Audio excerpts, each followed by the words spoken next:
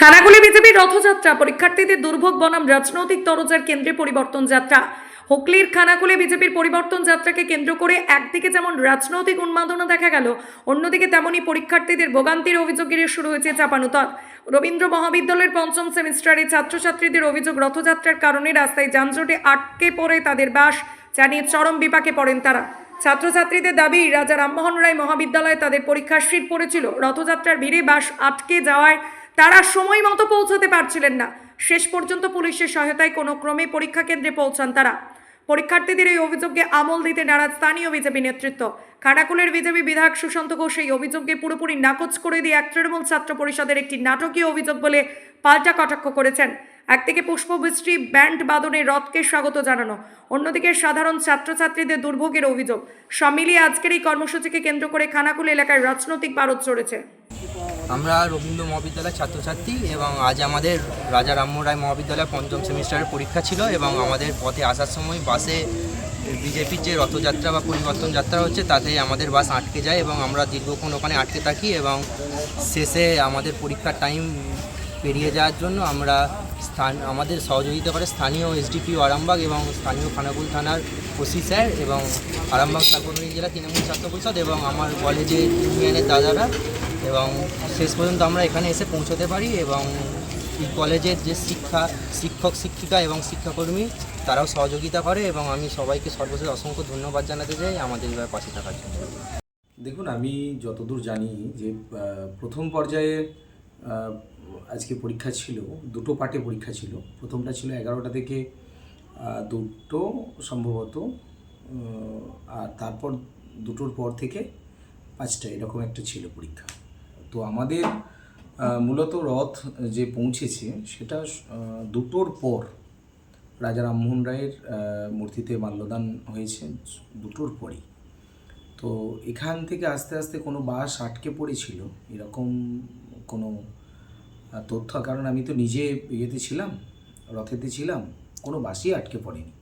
আসলে তৃণমূল সবেতে বিজেপির ভূত দেখছে। তো এরকম আছে, তৃণমূল ঘুমোতে গেলেও বিজেপি করছে, ঘুম থেকে উঠেও বিজেপি করছে, ওরা খেতে গেলেও বিজেপি করছে, বা বাথরুম ঘরে ঢুকলেও সেই ভয়টা ওদের লেগে গেছে। এরকম একটা পর্যায়ে তৃণমূলের চলে গেছে।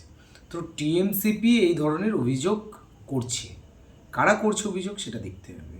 টিএমসিপির ছাত্র সংগঠনে যারা রয়েছেন তারা এই ধরনের অভিযোগ করছে। দেখুন, আমি নিজে ছিলাম, কোনোভাবেই কোনো গাড়ি আটকে পড়েনি, পুলিশও ছিল ওখানে, আমাদের কার্যকর্তা, ভলেন্টিয়ার্স সবাই ছিল, সবাই সহযোগিতা করেছে। মিথ্যে বিজেপিকে দোষারোপ করে কোনো লাভ হবে না টিএমসির। ঘটনাটা হয়েছিল চাপাডাঙ্গা রবীন্দ্র মহাবিদ্যালয়ে 5th সেমিস্টারে সিট পড়েছিল রামমোহন কলেজ খানাকুলে। বিজেপির ওই রথযাত্রা না পরিবর্তন যাত্রা কী সব চলছে, লোকজন নেই,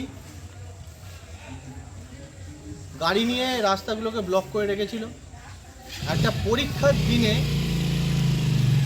ছাত্রছাত্রীরা পরীক্ষা দিতে আসবে, যে বাসে করে আসছিল ছাত্রছাত্রীরা সেই বাসটাকেও আটকে দিয়েছিল। এরপরে খবরটা যায় আমাদের কাছে। ধন্যবাদ জানাবো পুলিশ প্রশাসনকে, স্পেশালি এসডিপিও স্যারকে অনেক ধন্যবাদ জানাবো ওসি সাহেব, খানাকুল ওসি সাহেবকে, ওনাদের তৎপরতা এবং রাজ্য তৃণমূল ছাত্র পরিষদের সভাপতি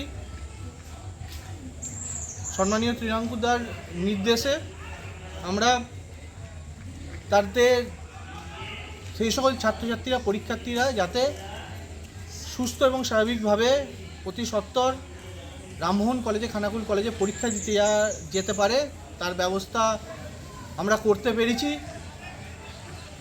পরীক্ষা শুরুর কিছুটা হয়তো লেটে তারা ঢুকেছে।